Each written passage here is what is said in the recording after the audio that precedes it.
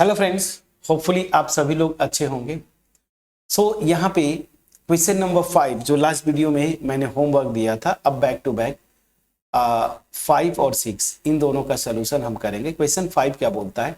A die marked 1 2 3 in red and 4 5 6 in green is tossed. अब ये बोला है ना, डाई डाई कुछ ऐसे होता है। अब चलिए इसको ना, डाई ये हो गया, ठीक। अब यहाँ पे क्या बोला है कि इस पे 1 2 ना, ऐसे 1 होगा, फिर यहाँ पे 2 हो गया, तो 1 2 और 3, मान लीजिए 3 कहाँ पे बना दो, यहीं पे बना देता हूँ। ये जो इस ऐसे 3, ये क्या है? अच्छा, ये ग्रीन है। 1 2 3 रेड है, मैंने ग्रीन बना दिया था बाय मिस्टेक। चलिए ठीक है, तो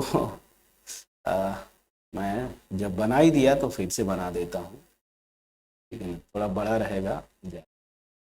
ऐसा कुछ होता है डाई। अब प्रॉपर तो नहीं बन पाया, बट ठीक है कुछ, ठीक। तो बोल क्या रहा है कि रेड में 1, ठीक है ना, 2 और 3 रेड में है, और 4 5 6 जो है वो क्या है? ग्रीन है। अब 4 5 6 ऐसे ही आप समझ लीजिए कि 4 5 6 भी ग्रीन है कलर में। तो इसको टॉस करते हैं, ठीक है ना। तो जब टॉस करेंगे तो let A be the event, the number is even, and B be the event, the number is red. R, A and B independent. तो चलिए सिंपल सी बात है। अब अगर इसका सैंपल स्पेस आप लिखेंगे तो यहाँ पे तो कुछ है नहीं, बहुत आसान है। सैंपल स्पेस अगर लिखेंगे तो ये देखिए, ऐसे ही मैं करूँ, 1 है, 2 है और 3 रेड है, और उसी तरीके से 4 5 6 ये क्या है? ग्रीन है। हालांकि इसमें कोई टेंशन की बात है नहीं, ये बस आपको थोड़ा कंफ्यूज करने के लिए किया है। तो मैं सीधी सी बात बोलता हूं, इवेंट ए की अगर मैं बात बोलूं तो बोला A B event, the number is even. तो इवन नंबर क्या क्या है, मैं सिंपली बोलूं तो यहां से 2 और 4 और 6, प्लीज चेक करिएगा, ठीक है ना। अब इसको थोड़ा सा जो बोल रहा है ना, उसी तरीके से आप समझे तो ज्यादा अच्छा है। ए बोला है नंबर इज इवन, तो या तो 2 आएगा, या फिर 4 आएगा, या फिर 6, ये इसी तरीके से होंगे। और बी को जो बोल रहा है, इवेंट जो बी है वो क्या है ये समझिएगा। तो बी के बारे में बोल रहा है कि इवेंट, इसको मैं प्रॉपर ही कर देता हूं, चलिए। बी में बोला है द इवेंट क्या है? The number is red. तो रेड वाले में क्या आएगा? 1 2 और 3, प्लीज चेक करिएगा, ये है आपका, ठीक है। तो बोला है are A and B independent, तो क्या ए और बी इंडिपेंडेंट होंगे? तो इंडिपेंडेंट होने के लिए क्या होगा अब आपको पता है, तो पहले यहां से निकाल लीजिए प्रोबेबिलिटी ऑफ ए। ध्यान दीजिए, तो ए की प्रोबेबिलिटी क्या होगी? इवन नंबर आना है। अब इसमें रेड हो, ग्रीन हो, फर्क नहीं पड़ता। इवन नंबर क्या है? इसमें से टोटल यही 3 है, 3 डिवाइडेड बाई 6, ये क्या हो जाएगा? 1/2। और प्रोबेबिलिटी ऑफ बी क्या हो जाएगा? बोला है ना कि रेड नंबर, तो रेड नंबर में से ये तीनों आएंगे, ये तीनों में से कोई एक हो सकता है। सो 3/6, तो अगेन ये भी क्या हो गया? 1/2। अब जरा मैं निकाल लेता हूं probability of A intersection B की बात करते हैं। तो ए इंटरसेक्शन बी में क्या कॉमन?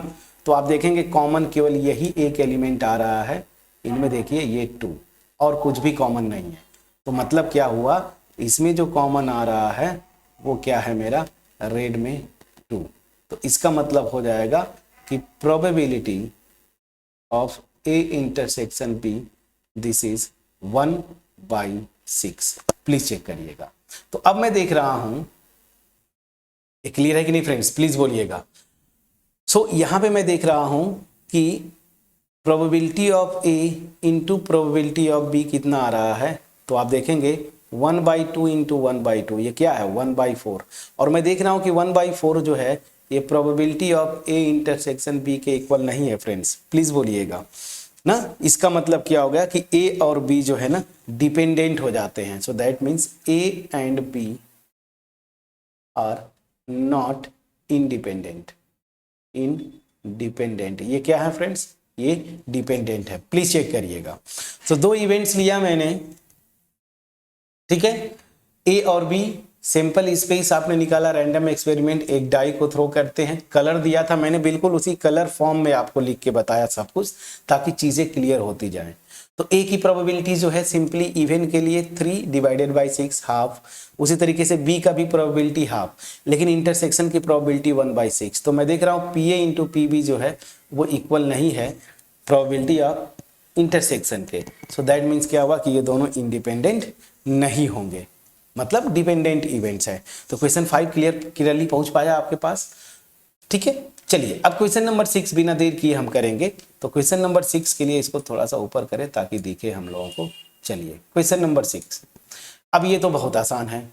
तो क्वेश्चन नंबर 6 के लिए हमें कुछ करना है नहीं, सब कुछ दे दिया है। E and B be the event with probability of E is this, probability of F is this और intersection are this। तो फ्रेंड्स यहाँ पे तो बहुत आसान हो गया ना, गिवन इंफॉर्मेशन के through P of E into P of F, इन दोनों का प्रोडक्ट 3/5 इंटू 3/10, तो कितना हो जाएगा 9/50। और 9/50 ये मेरे ख्याल से 3 से भी नहीं कटेगा, प्लीज चेक करिएगा। ये इक्वल नहीं है probability of E intersection F, जो कि क्या है 1/5 है। सो इसका मतलब अगेन जो हो गया, ये इवेंट जो है इंडिपेंडेंट नहीं है। So E and F are not independent, not independent. और इंडिपेंडेंट नहीं है मतलब क्या है, ये इवेंट जो है डिपेंडेंट है, प्लीज चेक करिएगा, ठीक है।